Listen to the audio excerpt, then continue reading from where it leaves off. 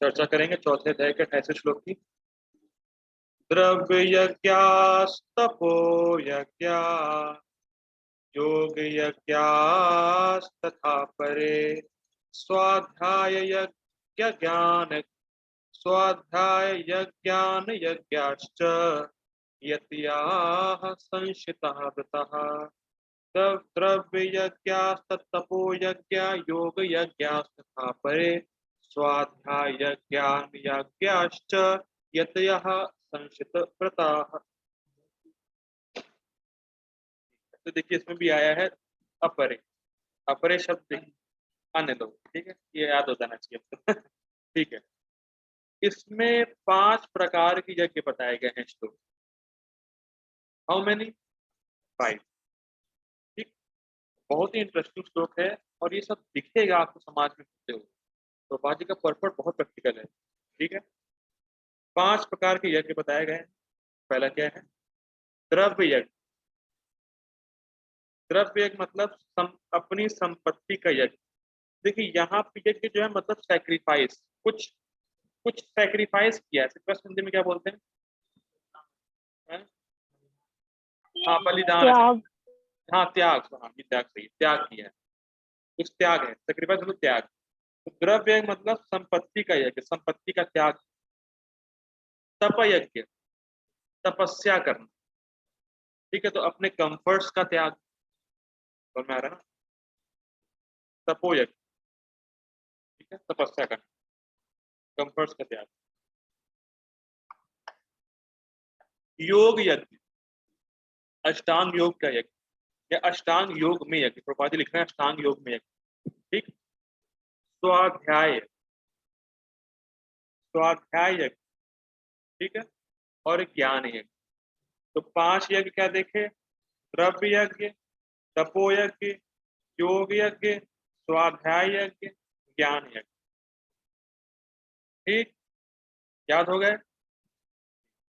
नहीं याद हुए तो अपना पढ़ लिख सकते हैं, नोट्स वगैरह बना सकते हैं। अब देखते हैं क्या है, अब इसको थोड़ा समझते हैं। द्रव्य यज्ञ मतलब ऐसा व्यक्ति जो अपने वस्तुओं को त्याग कर रहा है या वस्तुओं को यज्ञ कर रहा है। ठीक, दूसरा जो तपस्या कर रहा है, तीसरा जो अष्टांग योग का यज्ञ कर रहा है, चौथा जो स्वाध्याय कर रहा है, और पांचवा जो ज्ञान यज्ञ कर रहा है। कुछ लोग, कभी कभी ऐसा होता है कि लोग बोलते हैं स्वाध्याय और ज्ञान यज्ञ एक ही है, तो कुछ लोग कहते हैं कि 4 ही हैं। कभी कभी ऐसा होता है कि स्वाध्याय ज्ञान को वो एक ही बोलते हैं, लेकिन बलदेव विद्याभूषण बिल्कुल साफ साफ मेंशन करेंगे नहीं, 5। ठीक, स्वाध्याय ज्ञान को एक ही में जोड़ देते हैं वो लोग कि ये 4 ही हैं, लेकिन स्वाध्याय और ज्ञान अलग अलग है, तो बलदेव विद्याभूषण बताएंगे। ठीक, यतयः, यतयः मतलब लोग उसको फॉलो करते हैं। अब कैसे फॉलो करते हैं? संशित व्रतः, बिल्कुल दृढ़ता से पालन करते हैं इसका। संशित मतलब कोई संशय नहीं, कोई डाउट नहीं, बिल्कुल व्रत लेके, व्रता मतलब व्रत लेके दृढ़ता से पालन करते हैं। ठीक,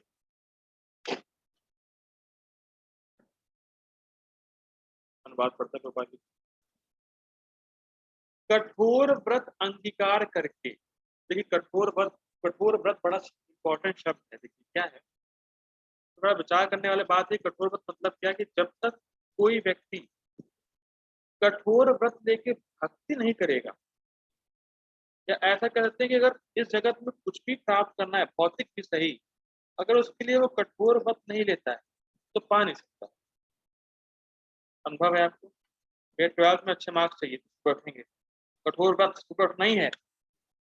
ठीक है, या कोई आईएएस बनता है तो कुछ उसका कठोर व्रत का है। देखिए व्रत मतलब ही है, आपको पसंद नहीं आने वाला है, लेकिन आप संकल्प लिए मैं करूँ। व्रत का मतलब ही ये होता है। व्रत का मतलब ये नहीं मुझे अच्छा लगता है।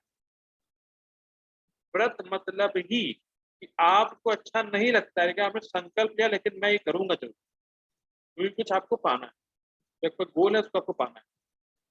अब वो कुछ भी हो सकता है, आईएएस जो बने, या कोई भौतिक जो भी आपका गोल हो सकता है, आईएएस बनना या नीट करना। हमारे नीट करने वाले भी कुछ लोग हैं यहाँ पे, नीट करना, जो भी हो सकता है। ठीक, तो कठोर व्रत लेना ही पड़ता है। ऐसे भक्ति में भी अगर आपको भगवान का प्रेम प्राप्त करना तो कठोर व्रत लेना पड़ेगा। कठोर व्रत क्या है? सुबह उठना, नाम जप करना। देखिए, व्रत मतलब क्या, आपको अच्छा नहीं लगेगा। तो अगर कोई कहे मुझे नाम जप करना अच्छा नहीं लगता है, वो स्वाभाविक है, वो व्रत है। व्रत मतलब ही अच्छा नहीं लगेगा। तो बहुत सिंपल फंडा है। देखिए, कहे कि अरे यार 16 माला का जप करना अच्छा नहीं लगता है, भाई वो व्रत है। व्रत मतलब ही आपको अच्छा नहीं लगेगा, लेकिन संकल्प लो और करो उसको, ठीक। और त्याग तपस्या का मतलब यही है कि आपको अच्छा नहीं लगता लेकिन आपको करना पड़ेगा कुछ खाइए प्राप्त करने के लिए, ठीक। तो हम लोग को सीखने वाली बात है कि कठोर व्रत देख के हम लोग को भक्ति करनी है। ये हमारी सीखने वाली बात।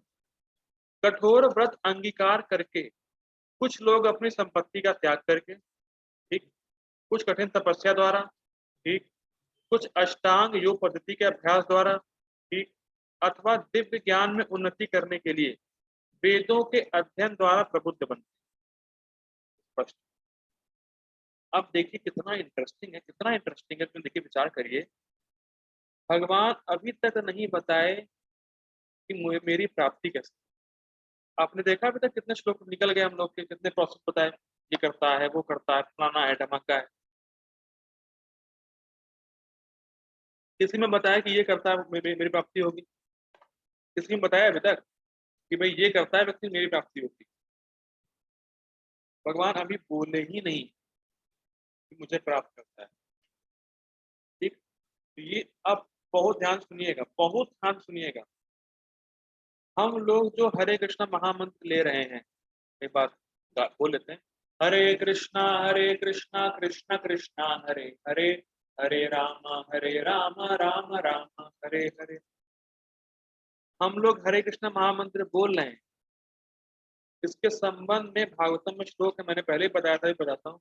अहो बत पचोतो गरिया यज्जिह्वा अग्रे वर्तते नाम तुभ्यम् ते पुस्तपस्ते जुहुः शश्नुरार्या ब्रह्मानुचूर्णां गृह्णन्ति ये ते।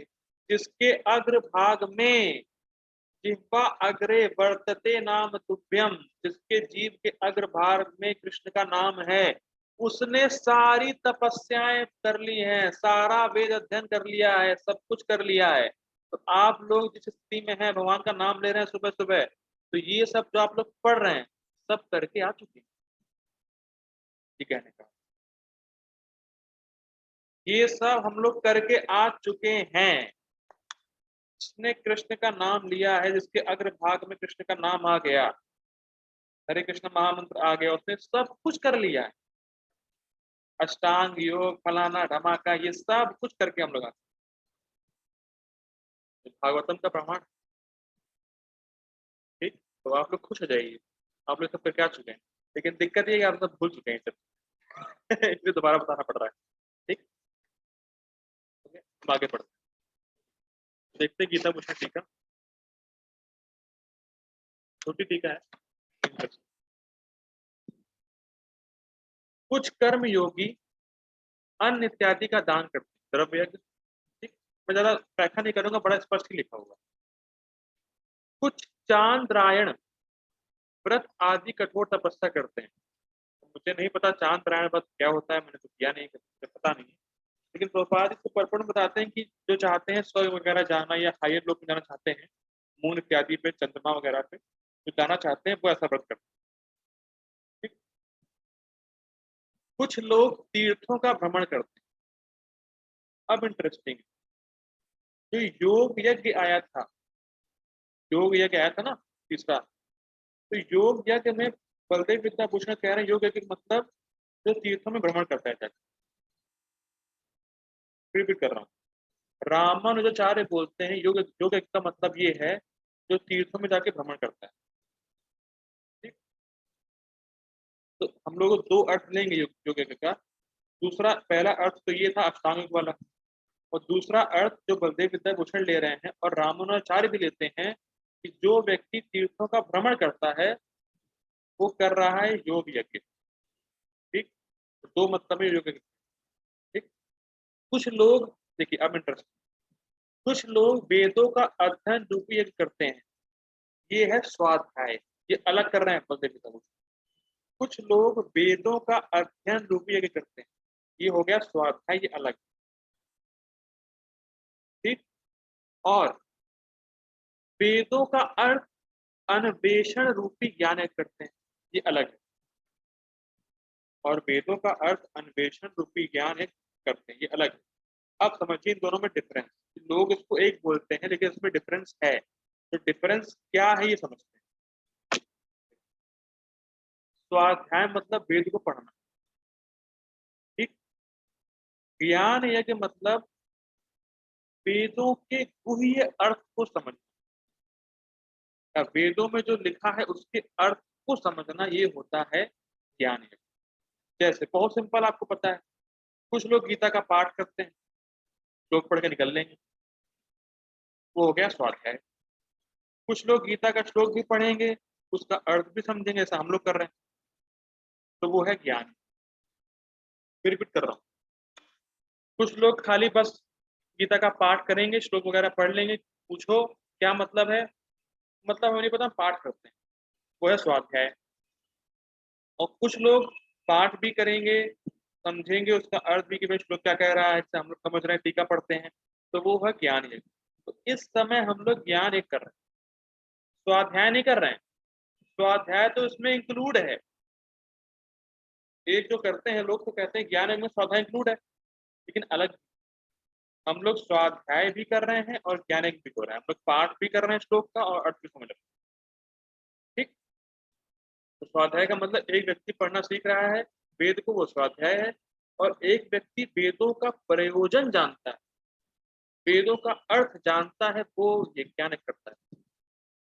तो अब समझ लीजिए हम लोग कितने फॉर्चुनेट हैं कि हमें वेदों का अर्थ पता है बिना वेद पढ़े। ये प्रभुपाद जी की स्पेशल मर्सी। हम लोगों को वेदों का अर्थ पता है बिना वेद पढ़े। और वेदों का अर्थ क्या है?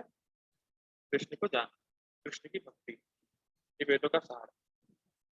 ठीक है, तो हम लोग को वेदों का अर्थ पता है बिना वेद पढ़े, ये स्पेशल कृपा है प्रभुपाद जी। ठीक है, ये सभी जितने भी लोग यहाँ वर्णन हुआ, ये सभी बड़े प्रयत्नशील और तीक्ष्ण आचरण से युक्त होते हैं। उन्होंने पढ़ा था ना संक्षिप्ता वृता, तो उसी की व्याख्या हो रही है कि ये सारे लोग जितने भी लोग हैं, ये सब बड़े प्रयत्नशील रहते और तीक्ष्ण आचरण। हमें यही सीखनी है चीज कि कैसे हम प्रयत्नशील रहें और तीक्ष्ण आचरण करें भक्ति में। प्रयत्नशील मतलब हो सकता है भक्ति कर रहे हैं, मन भोगों में जाए और कभी कभी भोग कर ले, नो वरी, मैं फिर प्रयास करूँ, फिर प्रयास करूँ, फिर प्रयास करूंगा, भक्ति छोड़ूंगा नहीं, यह प्रयत्नशील। बार बार भक्ति मतलब गिर रहे हैं फिर उठ रहे हैं, गिर रहे हैं उठ रहे हैं, गिर रहे हैं उठ रहे हैं, प्रयास नहीं छोड़ेंगे। ठीक, ये हो गया प्रयत्नशील। और तीक्ष्ण आचरण, तीक्ष्ण आचरण का मतलब ये है कि हम भक्ति का जो पथ है उस पर ही चलते रहे। जैसे मान लीजिए कोई रोड पे जा रहा है और रोड पे गिर गया, तो क्या वो रोड पे गिरा रहता है? क्या आयुषी माता जी बताइए, आयुषी माता जी, रोड पे गिर गया तो गिरा रहता है वो? नहीं प्रभु जी। उठता है ना। यस प्रभु जी। तो प्रयत्नशील का मतलब अगर आप भक्ति कर रहे हैं और भोग में गिर भी गए फिर उठेंगे, फिर गिर गए फिर उठेंगे, गिरे नहीं रहेंगे। और तीक्ष्ण मतलब उसी रोड पे रहेंगे, भक्ति के पथ पे ही रहेंगे, कोई और मार्ग नहीं पकड़ेंगे। जैसे जो ये व्यक्ति है वो अपने यदि तू कितनी दृढ़ता से पालन कर रहा है, उसकी बात हो रही है आपसे, तो वैसे ही हमें अगर हम गिरते भी हैं तो भी उठते रहना, गिरे फिर उठे, गिरे उठे, गिरे उठे, गिरे उठे, कभी हार नहीं माननी। तो ये प्रयत्नशील है। और तीक्ष्ण मतलब भक्ति के पथ पे ही टिके रहना, भक्ति को छोड़ना नहीं कभी।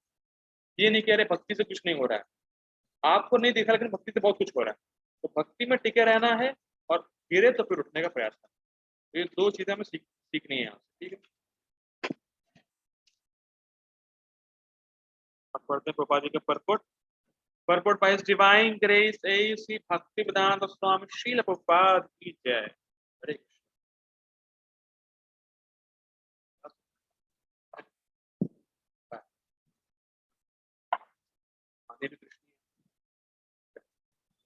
आगे पढ़ते हैं परपट। इन यज्ञों के कई वर्ग किए जा सकते हैं। यज्ञ किया, यज्ञ बताया ना 5 प्रकार के, उसके पास बात हो रही है। बहुत से लोग विविध प्रकार के दान पुण्य द्वारा अपनी संपत्ति का अर्जन करते हैं। भारत में धनाढ्य व्यापारी या राजवंशी अनेक प्रकार की धर्मार्थ संस्थाएं खोल देते हैं, यथा धर्मशाला, अन्न क्षेत्र, अतिथिशाला, अनाथ आलय तथा विद्यापीठ। ठीक है। अन्य देशों में भी अनेक अस्पताल, बूढ़ों के लिए आश्रम तथा गरीबों को भोजन, शिक्षा तथा चिकित्सा की सुविधाएं प्रदान करने के दातव्य संस्थान, मतलब संस्थाएं वहां पे, ये सब दान कर्म द्रव्य में यज्ञ हैं। ठीक। अब बहुत सुनिएगा ध्यान। आप लोगों ने एक बात तो नोटिस जरूर करी होगी कि ये सब चीजें हैं, पर नोटिस करिए ना, सब चीजें हैं, दिखती हैं आपको, आंखों के सामने की धर्मशाला है, खाना बांट रहा है, कोई कंबल दे रहा है, तो विद्यापीठ है, कोई कुछ है, कोई कुछ है, सब बहुत। लेकिन ये नोटिस किया होगा आप लोगों ने, कुछ लोगों की श्रद्धा सिर्फ इसी में ही रहती है। वो कहते हैं मानव सेवा ही सबसे बड़ी सेवा है। ऐसा है ना, ऐसा है, बहुत लोग ऐसे। तो उनकी श्रद्धा बस इसी चीज में ही है, उनको हरे कृष्णा करने में कोई श्रद्धा। बहुत से लोग आप, मतलब ये तो बिल्कुल प्रैक्टिकल है कि आप बहुत से देखिए, बहुत से दान दे रहा है व्यक्ति, आप उससे कहो कि भाई हरे कृष्णा मंत्र भी जपो, अरे वो कुछ नहीं, बस दान, मानव सेवा, खूब कंबल बांटो, खूब अस्पताल खोलो, खूब फलाना धमाका सब करो, बस यही है, सबसे बड़ी सेवा यही। तो वो ऐसा क्यों है? क्योंकि उसकी चेतना उतनी उन्नत नहीं है कि भक्ति को समझ सके। फिर रिपीट कर रहा हूँ, उसकी चेतना इतनी उन्नत नहीं है, वो इस चीज को देख नहीं पा रहा है कि जीव का जो सबसे परम कल्याण है वो कृष्ण की भक्ति से है। जीव कृष्ण की भक्ति करके ही संतुष्ट हो ही सकता है, और कोई ऑप्शन ही नहीं, नो अदर ऑप्शन। लेकिन उस इस चीज को समझने के लिए उसकी चेतना उतनी उन्नत नहीं, वो इतना शुद्ध नहीं, ऐसा कहना चाहिए। वो इस चीज को समझने के लिए कि भाई जिसको आप कंबल बांट रहे हो वो कृष्ण का अंश है, वो जीव है, जब तक आप कृष्ण की भक्ति उसको नहीं दोगे वो संतुष्ट नहीं होने वाला। आप जितना मर्जी दे दो। लेकिन वो चीज जो धनाढ़ व्यक्ति है, जो दानी व्यक्ति, वो उसको समझ नहीं पाएगा, क्योंकि उसकी चेतना इतनी विकसित नहीं, उतना शुद्ध नहीं। लेकिन अच्छी बात यह है, भगवान ही बोलते हैं 12वें अध्याय में कि कम से कम जो दान कर रहा है वो कम से कम भोगों में नहीं लगा हुआ, वो अपना पैसा भोगों में नहीं लगा रहा, ये उसमें अच्छी बात। ठीक, पहली चीज देखिए, वो उच्चतर स्तर पे नहीं है, लेकिन जो वो कार्य कर रहा है कम से कम वो अपने पैसों को भोगों में ना लगा के लोगों की हेल्प कर रहा है, या अपने धन का त्याग कर रहा है, अपने कर्म फल का त्याग कर रहा है, भले भगवान को ना दे रहा हो, ये कर्म फल का भोग तो नहीं कर रहा है, ये अच्छी बात है, त्याग कर रहा है। तो भगवान कहते हैं कि धीरे धीरे वो शुद्ध हो जाएगा और वो इस चीज को पकड़ लेगा, कृष्ण की भक्ति सर्वप्रथम। तो अगर कोई व्यक्ति इस चीज को नहीं समझ पा रहा है, जो आप समझाना चाहते हैं, हरे कृष्ण जपो भैया, ये सब मत करो, ये सब करो, साथ साथ हरे कृष्णा भी जपो, और वो नहीं समझ रहा है, तो ये आप फिट कर लीजिए अपने आप में कि भगवान बताते हैं, चलो अभी नहीं समझ रहा है, लेकिन ये सब करता रहे वो तो शुद्ध हो जाएगा और समझेगा एक दिन। तो आप किसी को दान इत्यादि देने से मना ना करें, ये कहना है, इसलिए मैंने बताया। ये नहीं कि भैया मानव सेवा, तो अरे मानव सेवा कुछ नहीं होती है, कृष्ण की भक्ति करो, जबरदस्ती मत करिए उसके साथ। मानव सेवा कर रहा है, ठीक है तुम ये करो, ठीक है, अभी नहीं समझ पा रहे भक्ति उक्ति का, तुम ये करो, कभी ना कभी समझो। ये बहुत प्रैक्टिकल लेवल। किसी को रोके नहीं, भैया तुम क्या कर रहे हो, मानव सेवा, अरे ये तो कुछ नहीं है यार, ये नहीं करो। हरे कृष्णा नहीं कर पा रहे हो, कोई बात नहीं, तुम ये कंटिन्यू रखो, तुम एक दिन हरे कृष्णा करने लगो। ठीक, लेकिन वो हाईएस्ट नहीं। आगे बढ़ते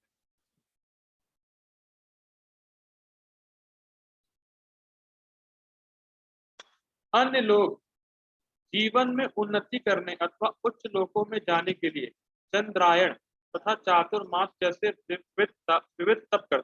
तपो यज्ञ, मतलब स्वर्ग वगैरह जाना, चंद्रमा वगैरह जाना, वहां भोग करना, इसके लिए यज्ञ करते हैं।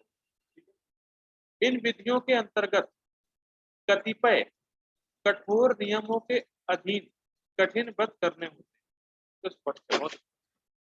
उदाहरणार्थ, चातुर्मास व्रत रखने वाला वर्ष के 4 मासों जुलाई से अक्टूबर तक बाल नहीं कटाता, ना ही कतिपय खाद्य वस्तुएं खाता है, और ना दिन में 2 बार खाता है, ना निवास स्थान छोड़कर कहीं जाता है। ठीक है।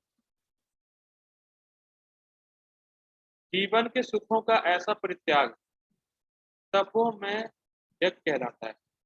अब बहुत इंटरेस्टिंग बात यहाँ पर पता नहीं, मुझे याद नहीं आ रहा, भागवतम में कहीं है। एक सत्यव्रत राजा हुए थे।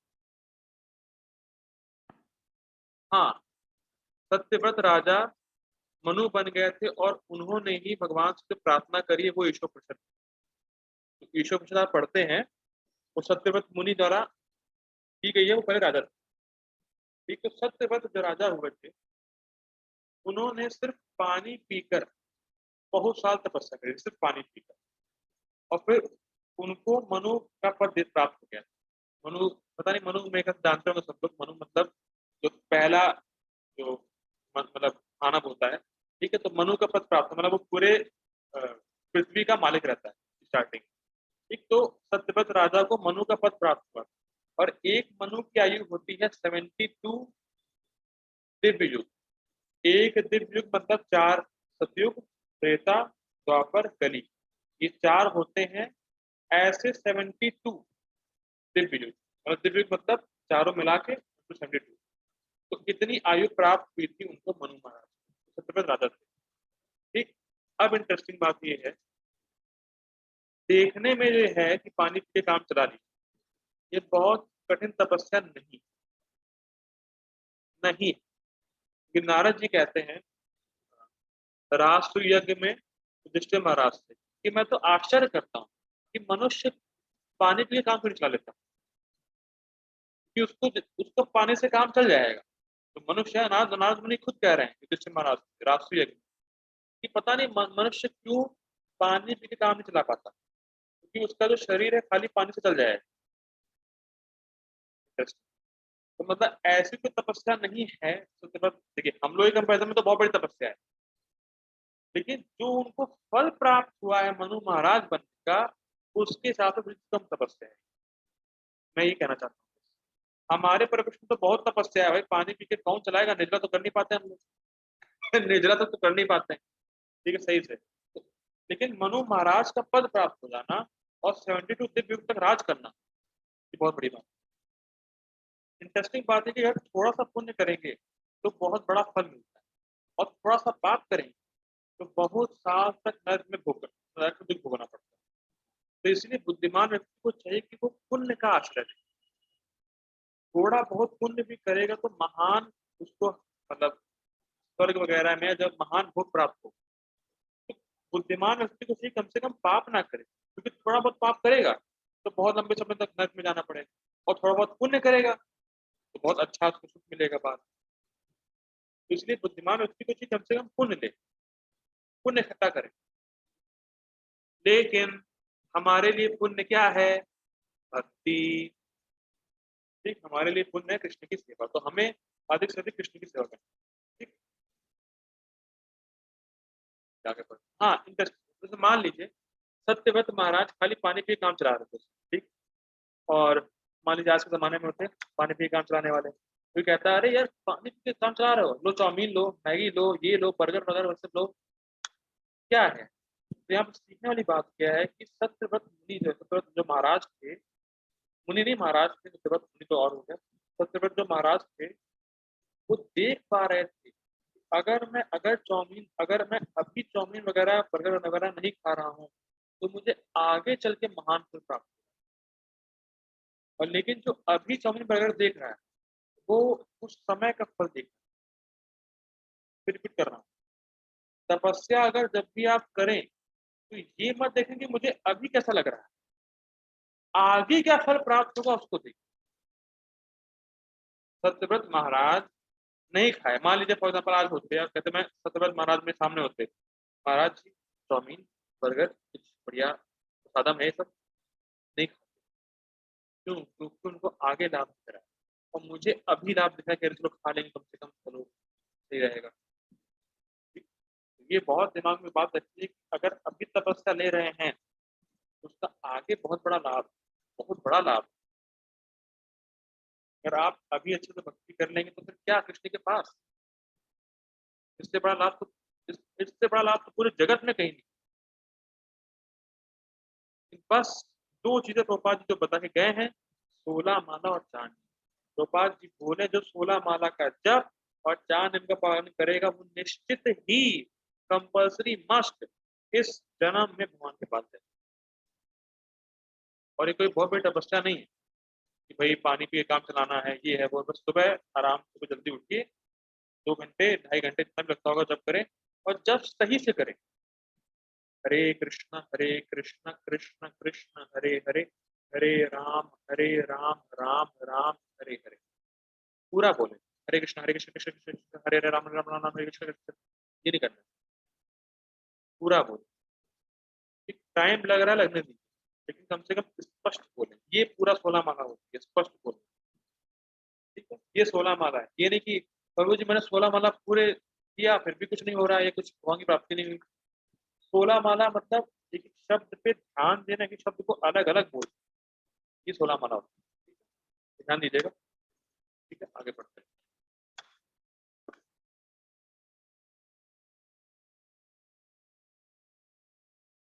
हाँ, कुछ लोग ऐसे हैं जो विभिन्न वैदिक साहित्य तथा उपनिषद तथा वेदांत सूत्र या सांख्य दर्शन के अध्ययन में अपना ध्यान लगाते हैं।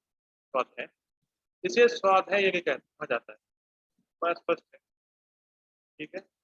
ये सारे योगी विभिन्न प्रकार की यज्ञों में लगे रहते हैं और उच्च जीवन की तलाश में रहते हैं।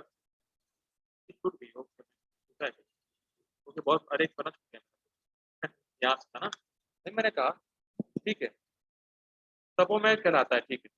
कुछ लोग ऐसे भी हैं जो अनेक योग पद्धतियों का अनुसरण करते हैं तथा पतंजलि पद्धति ब्रह्म में तदाकार होने के लिए अथवा हठयोग के अष्टांग योग विशेष सिद्धियों के लिए कुछ लोग समस्त तीर्थ स्थानों की यात्रा करते हैं। देखिए प्रभुपाद जी योग यज्ञ में दो चीजें लिए हैं, बलदेव विद्याभूषण एक चीज ले रहे थे खाली, तीर्थ स्थानों में यात्रा करने में। गोपाल जी बता रहे हैं दो चीजें योग के, पहली चीज अष्टांग योग या हठ योग, उसका लक्ष्य क्या है, ब्रह्म से तदाकार हो जाना, ब्रह्म में लीन हो जाना, या कोई विशेष सिद्धि विशेष पावर प्राप्त कर लेना। ठीक, ये पहला यज्ञ है, योग यज्ञ। और दूसरा योग यज्ञ है तीर्थ स्थानों में जाके भ्रमण करना। तो दो चीज, दो मतलब है योग यज्ञ के। आगे बढ़ते, ये सारे अनुष्ठान योग यज्ञ कहलाते हैं जो भौतिक जगत में किसी सिद्धि विशेष के लिए की जाती है। कुछ सिद्धि चाहिए कि मेरे ख्याल से 8 प्रकार की सिद्धियां होती हैं, बहुत बड़ा हो जाना, बहुत छोटा हो जाना, ऐसी सिद्धियां होती हैं। तो अगर उसकी प्राप्ति करनी तो अष्टांग के हठ योग करना पड़ता है, ठीक है, वो यज्ञ है।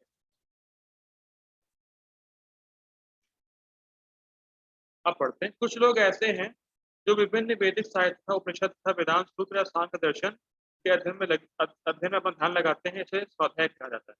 स्पष्ट, ये सारे योगी विभिन्न प्रकार की यज्ञों में लगे रहते हैं और उस जीवन की तलाश में रहते हैं। अब बहुत ध्यान से सुनिए, किंतु कृष्ण भावना अमृत इससे पृथक है, क्योंकि यह परमेश्वर की प्रत्यक्ष सेवा है। अब ये है प्रभुपाद जी की स्पेशल वर्जन ऑफ गीता।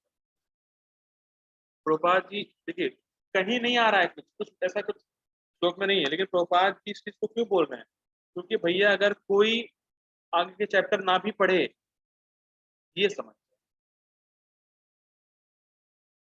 समझ में आ रही है। प्रभुपाद जी ने हर श्लोक में भक्ति दे दी कि भाई अगर कुछ नहीं समझ में आ रहा तो कम से कम ये समझ में आ जाना चाहिए। कोई 7 अध्याय से पहले मर जाए तो कम से कम ये समझ जाए भगवान की सेवा ही करना, ये यही मेन, यही मेन एसेंस है। रिपीट कर रहा हूँ, पहले भी उन्होंने देखा था, गोपाल जी ने स्पेशल डाल दिया था वर्जन अपना, यहाँ भी डाल दिया वर्जन। आपको अभी तक कुछ नहीं समझ में आया है, कोई बात, लेकिन ये बात समझ में आ जानी चाहिए कि जो कृष्ण कॉन्शियस है वो इन सब से बिल्कुल अलग है, और हमें क्या करना है, हमें सिर्फ कृष्ण की सेवा करनी है। बस हमारे लिए ये ग्रहणीय वस्तु है। बाकी कुछ नहीं समझ में आया छोड़ दीजिए, कोई दिक्कत नहीं। लेकिन हमारा जो मेन काम है वो है कृष्ण की सेवा, भक्ति करना।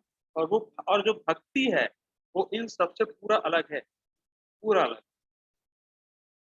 ठीक है, तो चलने वाली बात क्या, मेन बात क्या है, भक्ति करनी बस।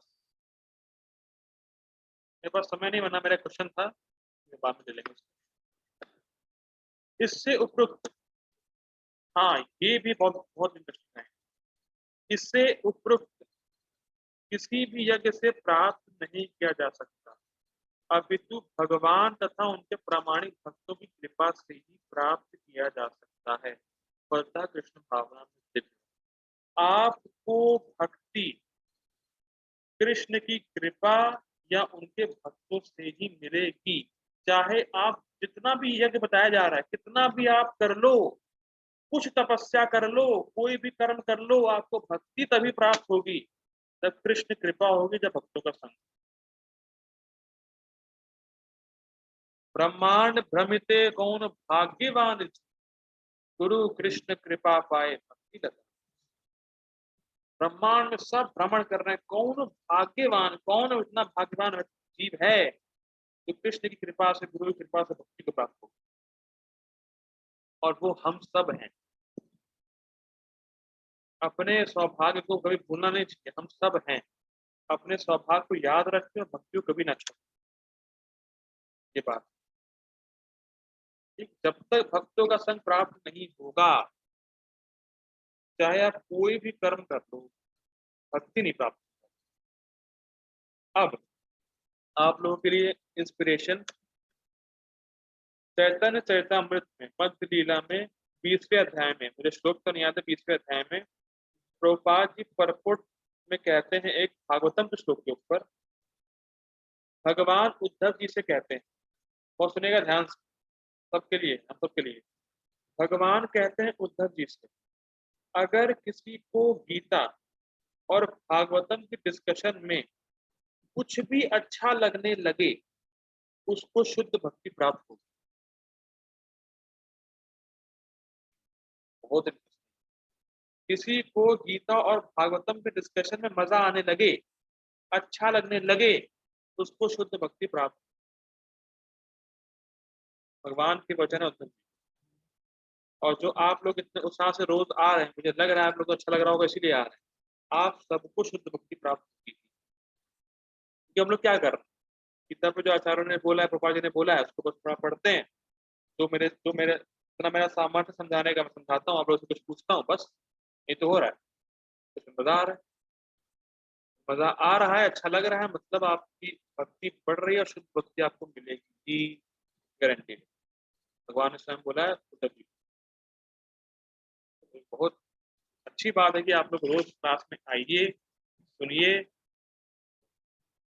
नहीं, आशा कि आप लोग रोज आते रहेंगे, और हम लोग जल्द ही पूरा 18 अध्याय गीता का समाप्त करेंगे। सर अभी तो टाइम है, लेकिन आप लोग रोज आइए, तो जिससे कि मेरा उत्साह बढ़ता रहे और मैं रोज क्लास करने में सामर्थ्य बना। आप लोग कृपा करिए मेरे ऊपर। ठीक है, हम लोग रुकते हैं यहीं पे। जगत गुरु श्रील प्रभुपाद की जय। हरे कृष्ण।